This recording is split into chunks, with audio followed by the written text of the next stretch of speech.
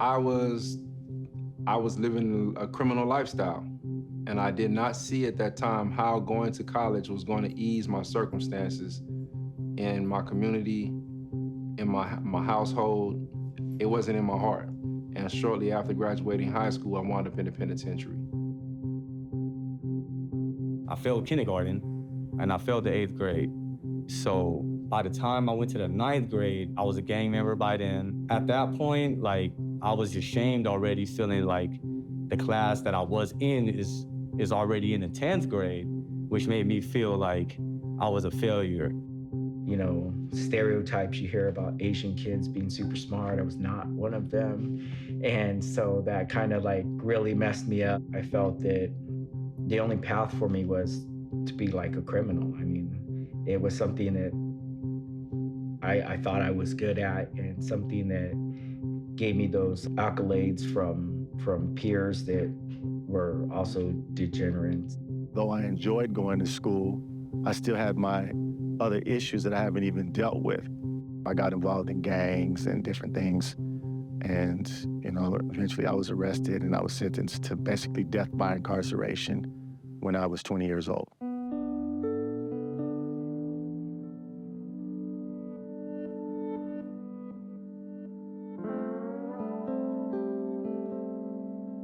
In California's prisons, education offers hope.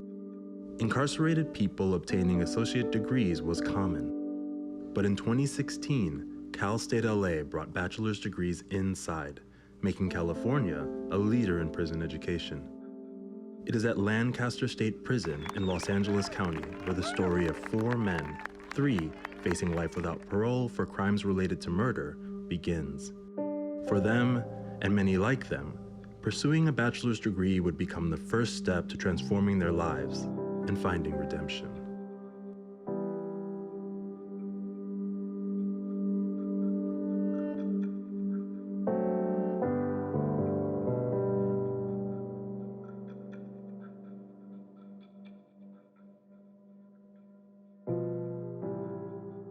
When I arrived to prison, there weren't like educational programs. There was hardly any programs that were designed for, rehabilitation. It was unheard of back then.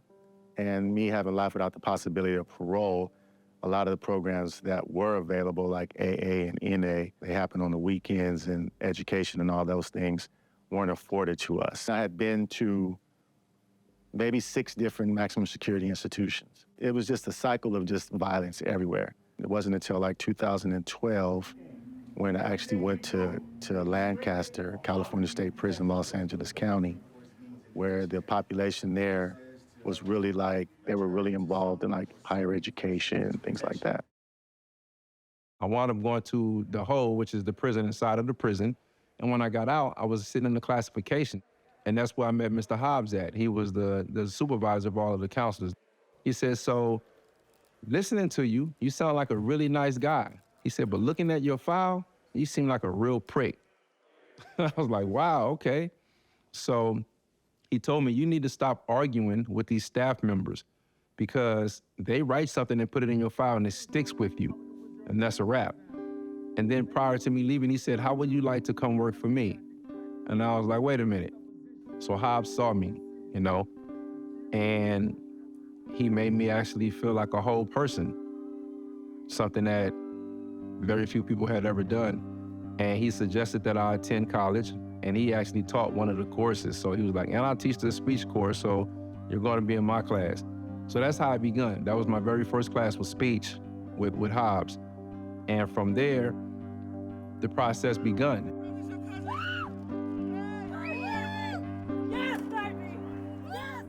And so when Cal State LA came, it was actually one of the English professors from the English department. He came, he met some of the men, and he realized like all of us were in school, and some of us had like 6 degrees, and it was like, there's just paper, because the majority of the people there were sentenced to die in prison, death by incarceration. And so like for us, like we had the degree, but what would we do with it? He was impressed, and he said that we needed a bachelor's degree program. And so he started working on that with the help of, other staff and faculty at Cal State LA.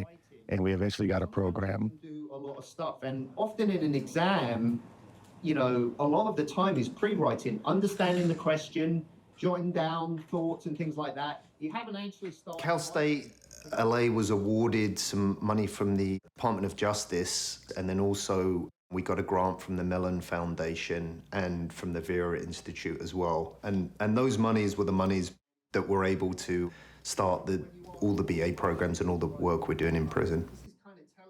The prison BA program, they're getting a bachelor's degree in communication studies from Cal State LA. It's the same degree that our students on the LA campus get. There are a number of BA programs that are correspondence courses. This is the first one in the state of California that is actually on site. So we are physically in the classroom with the students. We teach them just like we would our students on main LA campus.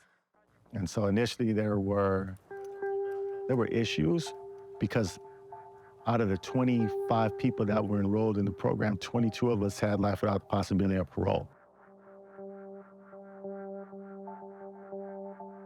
Your definition of recourse, right, a way out, right, that creates the idea of... Right, The first time I went in to start the program in prison, we didn't have a classroom, we didn't have anything. We were out on the yard where guys were doing the pull-ups. The guys were so kind of hungry to start this and to learn that even as loud and as distracting it was, we still conducted class. And then the guard wouldn't let me out. I guess he wanted to intimidate me and thought I wouldn't come back. So I was in there for like 5 hours. And then finally there was a change of shift and I got out. And then I just kept coming back. You could have worked anywhere else, and you chose to work in a prison where there's a slight chance that something can happen, and you're willing to do that. I had life without parole, so having a degree in prison, for what? I knew there was good in the world, but I never really experienced it like that, to actually see some people wanting to come in here and teach us. And you run across that in here sometimes, but it's very rare. So having that interaction with them and them willing to answer every question that we had, it made you feel like, you were a part. And I guess it connects to how I wanted to feel all along since I was a child. But I just went to the negative side of things and got it from guys around at the park or in the streets. So having it here just re-energized me in a way that I didn't think could happen. You can kind of think of life without parole, incarcerated students as tenured professors. They're the ones that create a stability on the yard because they're not going anywhere. And they're the ones that can induct in young people when they're coming in, either onto the positive path of programming, or, those unfortunately are the same people that run the gangs and, induct them into another kind of path when they come into prison. Was always a question that you would hear. You're never going home. What you gonna do with that? And fortunately for me, I had the motivation for my mother. My mother could not read or write. She escaped from Cambodia during its genocide, making it to America and raising 4 kids and countless grandchildren without an education. She knew, though, the importance of one, even when I did not. I hadn't seen my mother the first 10 years of my prison term. Obviously I was institutionalized by then, so being in a prison visiting room, I wasn't even fully present with them. As just being incarcerated gets you very antsy.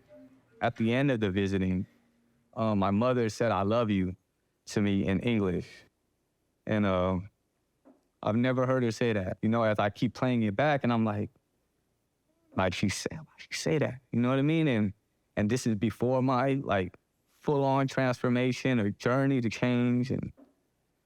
And I just felt this enormous shame, right? But I didn't fully appreciate her when I was when I was home.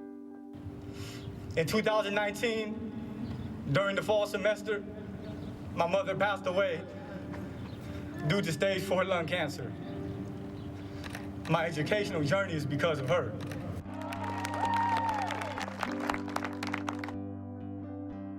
In the winter of 1994, hidden behind the Tehachapi Mountains, a dark green transportation bus rested like a sleeping dragon idling in the snow.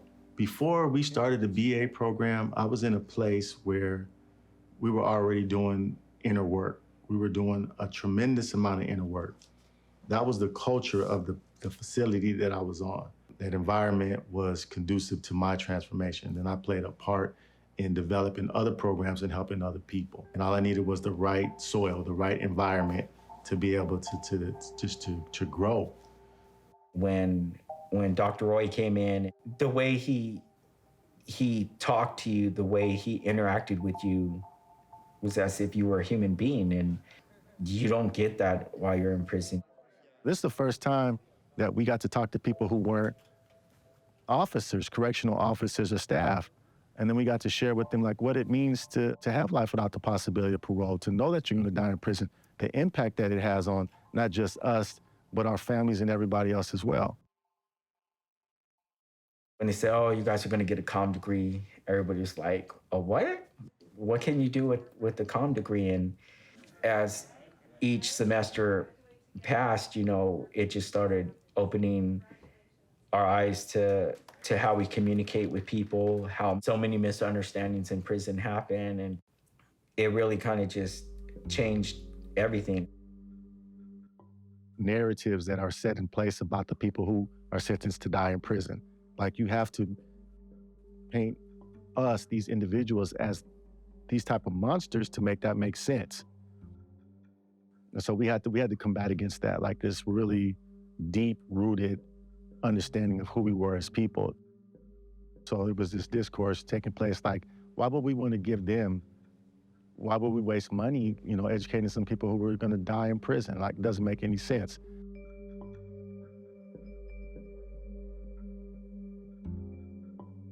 Joey would have done great things if his life hadn't been taken from him. Mr. Burnett has gotten the ability to do the things he never allowed my brother to do. Get married, have kids, finish college, perhaps be a grandfather. Daniel Condrath, brother. Mr. Burnett feels he deserves a second chance because of his bad childhood. There was domestic violence in his household. I was also raised by a single mother along with my 5 siblings. There was domestic violence in our household as well, but we all managed to grow up and be productive members of society. Mr. Burnett is not a victim. Janet Julian, sister. We had to advocate for ourselves. This was the first time having to step into this space and say, hey, I'm a human being, I deserve an education, and this is why.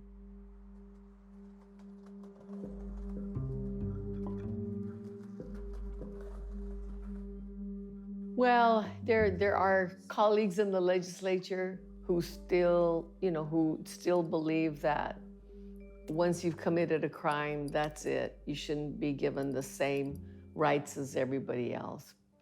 And that's just not who we are in California. That's not who we are more and more across the country.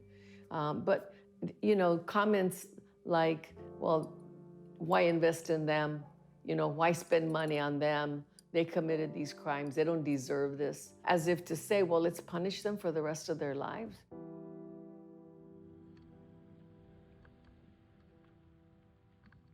There has absolutely been no negative reaction. It was actually, I believe, 2 years ago that we sat down with Cal State University, Los Angeles for our first meeting. And the warden, even at that time, was totally open to the possibilities. Everyone has welcomed this opportunity for our offenders.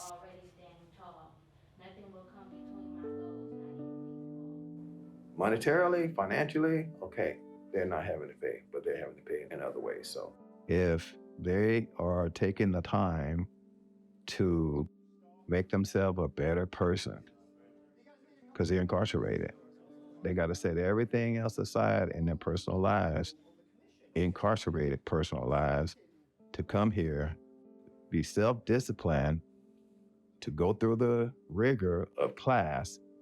I don't have a problem with it personally. Oh, you mean that building down there? That's also student housing? It's interesting because if you ask the average person, are you the same person that you were when you were 18 years old? They're going to say no. A friend of mine said, everybody has a right to redemption. And that's what we had. We had a right to redemption. We wanted to redeem ourselves.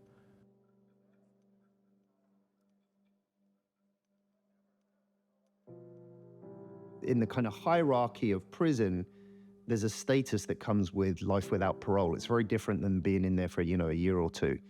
And so when you have those people that have that kind of prison status getting degrees, you're setting a tone for everyone else on the yard. So there's a benefit there. Then there's another benefit, another ripple effect with the family members. If you have people whose families are generationally excluded from higher education by and large, and you suddenly, being my uncle, my father, my grandfather's getting a degree and he's in prison, well, maybe I can do that. And so we've had numerous cases of, relatives, friends, young gang members on the outside being inspired to go to school because they see someone like Alan getting a degree. All they can think of is like, wow, because when you think of a person being in prison, this is not what you typically think of. I did know about the college, the AA program in AR, and I knew that I can get in because I talked to the proctor about like, can I get in that? Will they like let me get in that book club? It's very vital to the survival of the program that you get like-minded individuals. All of them have to be like-minded individuals. All of them have to want to be doing better and have to know that if they mess up, they get kicked off the yard. And then I said, I want to go to AR. And then even the council, like, AR, right? Because even he knows that I was a former gang member. They have your file. Like, you're about to go to AR? In their minds, they're so affected by the gang culture that they even know, like, oh, yeah, you about to go over there, man? There goes your reputation. It was scary.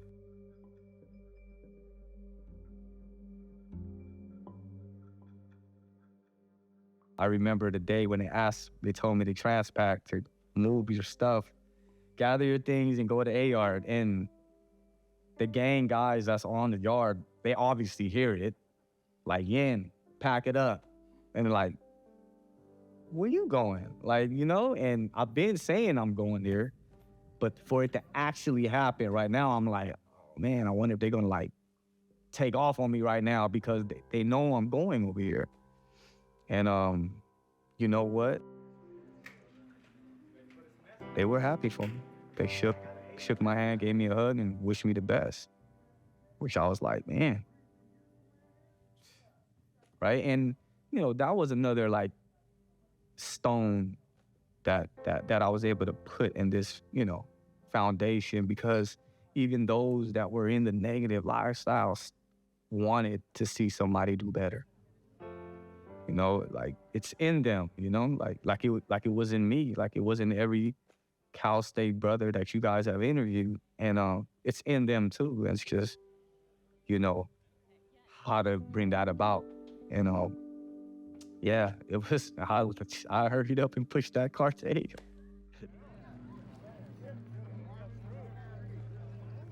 Pursuing my higher education while incarcerated has actually given me an opportunity to bond with my family and serve as the motivation that they needed to stay focused and accomplish their own personal goals. Yeah, let's get it in the car. Thank you. So awesome. What up, y'all? It goes back to the transformation. Oftentimes, it is that population or that group that are the biggest advocates for education and rehabilitation. So despite the fact that some of them may remain here within the institution, they continue to advocate for education. Previously, those that were incarcerated were put aside. And having a background in education, I realized that perhaps it wasn't the student, perhaps it was the traditional education system that had actually failed the student. Coming into corrections, it gave me an opportunity to continue to not only provide this rehabilitative tool, but still continue to try to level the playing field. You know, because again, a lot of us do activist work, and a lot of the people we For so long in my youth and stuff, I just always tried to please people, and regardless of how I felt about a situation or whatnot. And again, through my education stuff, just realized, you know, that's not living. In that 23 years that I was down, you know, I did a lot of like work and self-reflection. A lot of it was hard, especially pertaining to Mr. Goodwin, and having to accept the fact that I took his life over nothing but my pride. And all I can do is live the best life I can in honor of him.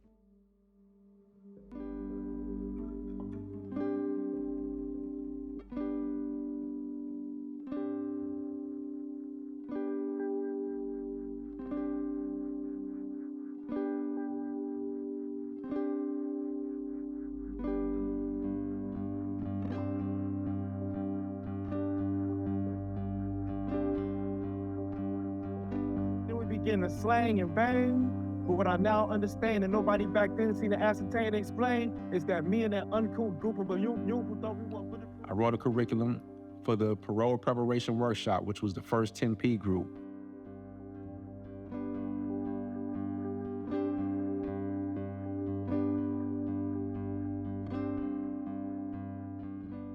It stands for Prisoner's Parole Portfolio as Positive Programming and Prior Preparation that Prevents a Poor Performance.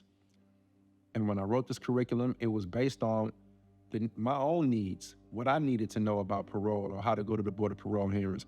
It was based on what I learned about studying antisocial personality disorder, reading the DSM-5, and understanding my own triggers and shortcomings and causative factors. So to date, the 10P program has been one of the best kept secrets inside CDCR.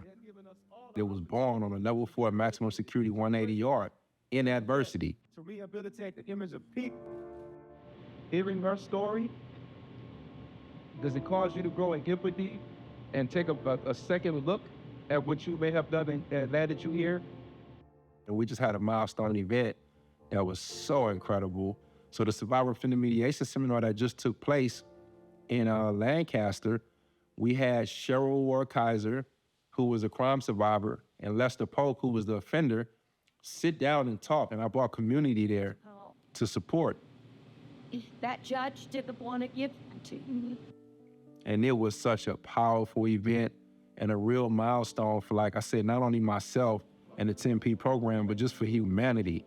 Because the level of forgiveness that was exhibited, the transformation that was exhibited, is something that just shows us all that there's so much more to being human. I just totally appreciate you.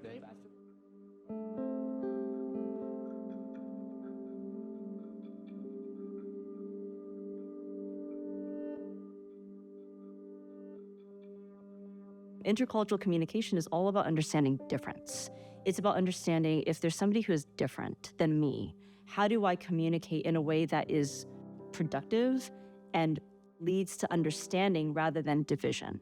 And a lot of the guys have said to me, a lot of the students have said to me that they have taken a lot of the principles in the class in order to have better conversations on the yard with the other guys, with other people, and things like that. And that's good to hear. And AR had a element somewhat, but not like anywhere else. So the element there was very, very minimal, and most of the guys there were definitely on a different trajectory, and a culture there that was just shell-shocking, to be honest, that I thought I would never see in prison. I heard about it, but I just was like, I don't believe it.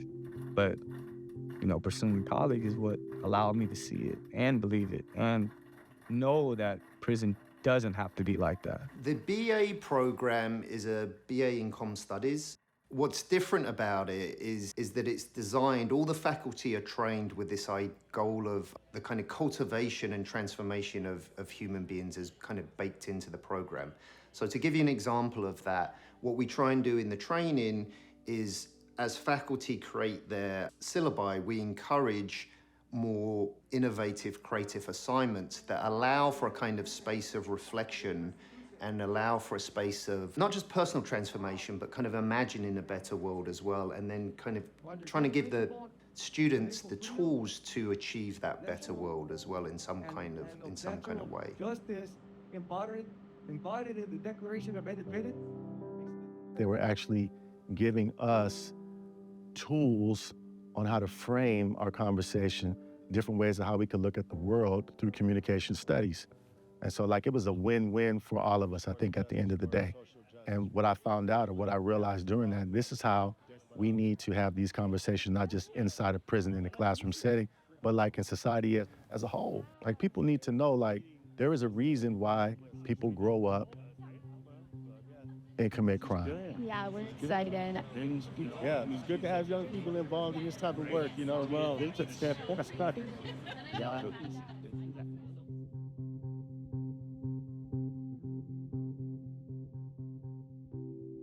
Our incarceration system says, one, you pay the price for the crime that you committed, but you're also supposed to be rehabilitated. And rehabilitation includes or should include education, because then when you leave, you have the skills, you have the confidence, you have the opportunity to know that you're going to be able to get a good paying job or a career. I show myself so much more than I ever thought I could be. And now that I know, I promise a day won't roll by without me recognizing that I'm an exceptional being.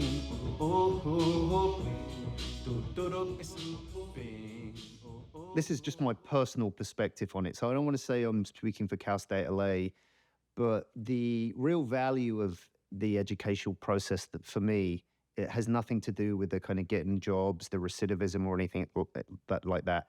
It's when you see someone that's imprisoned, not just physically, but imprisoned in this this narrative of who they are, this suffering, this trauma, and then you see that education can free that person. Express her love, the more it broke me down. And it started to show me I'm harming people that are good people. These are good people that we are harming. But we can't see nothing because we so hurt within ourselves that we... That's what motivates me, and that's what keeps me coming back. And to me, that's the heart of the program, and everything else can kind of take place from there. Because if you can get, 50 Allens coming out of prison and people can see that, then these other changes will eventually happen. Yeah, I can feel it shaking. Yeah, you can feel it, huh? Those are bridges. I believe that if you stay in a negative mind space, that's all you're gonna know is negativity. And if you can't learn to forgive yourself for the horrible choices you made, then you're not gonna be able to really grow and move forward. And one of the things that you learn in some of these classes especially about amends, living amends, it's I can't bring Mr. Goodwin back, so what can I do? And it's, you live the best life you can in the sense of being the best person you can if you ever get the chance to be back out here. I always tell my nephew, don't assume things about people.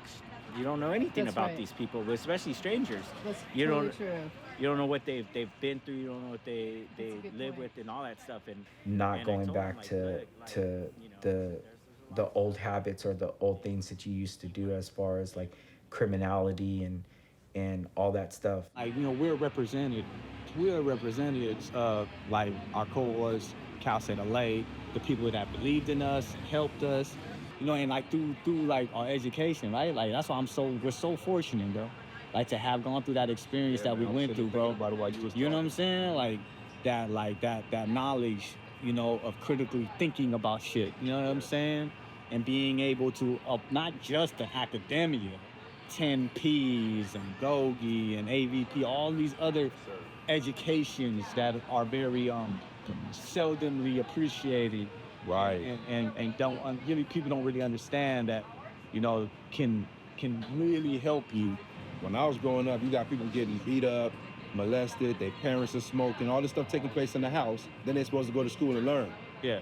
And it was the same thing when we first in the pen. You know what I'm saying? You got all this stuff taking place, all of us trauma-filled, and we're supposed to go in a classroom setting and learn.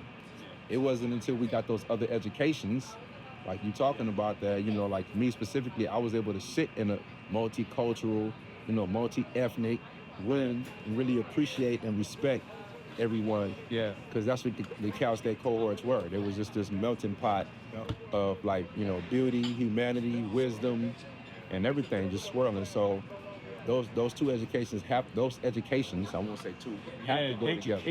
Yeah, they have to go together.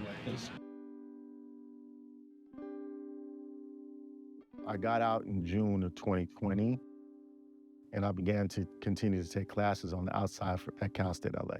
I graduated in 2021.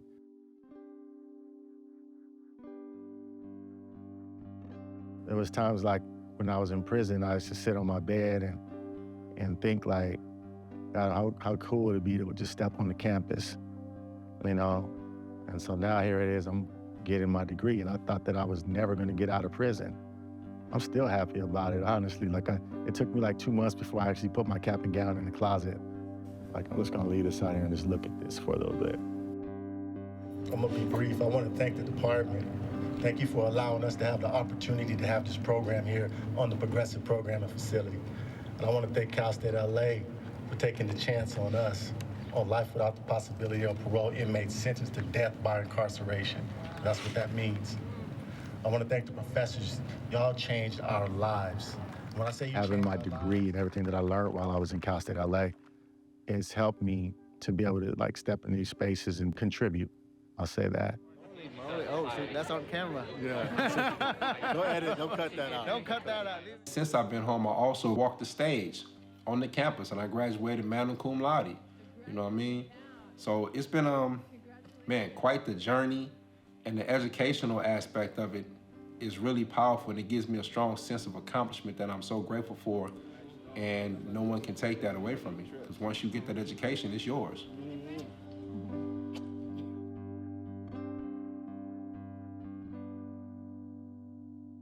Thank you very much. Miss college life, yeah, just keeping not it alive, you know what I'm saying? classwork. That's right.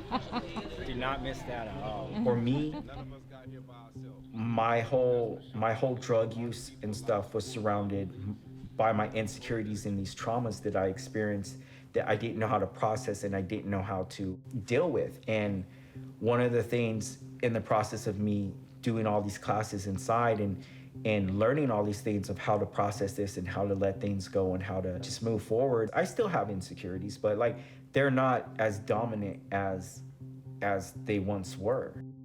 I want to feel everything I possibly can, whether it's pain, you know, I mean, love, or just anything, just happiness, you know. I don't want to ever shut myself off from feeling those things, because I know now not just how to process them, but that's what makes me human, and that's what makes me who I am.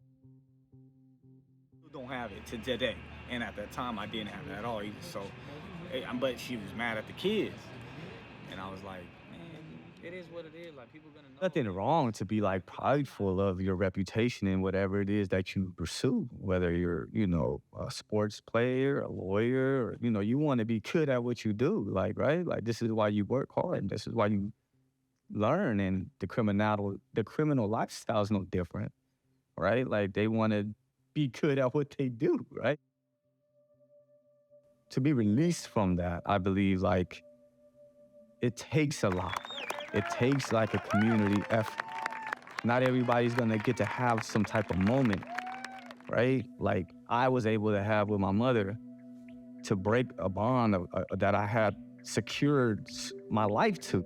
Not everybody is blessed to have that moment. So what is it that we can do to create a culture to have somebody feel free enough to say, I could step away from that. I don't have to be that the rest of my life.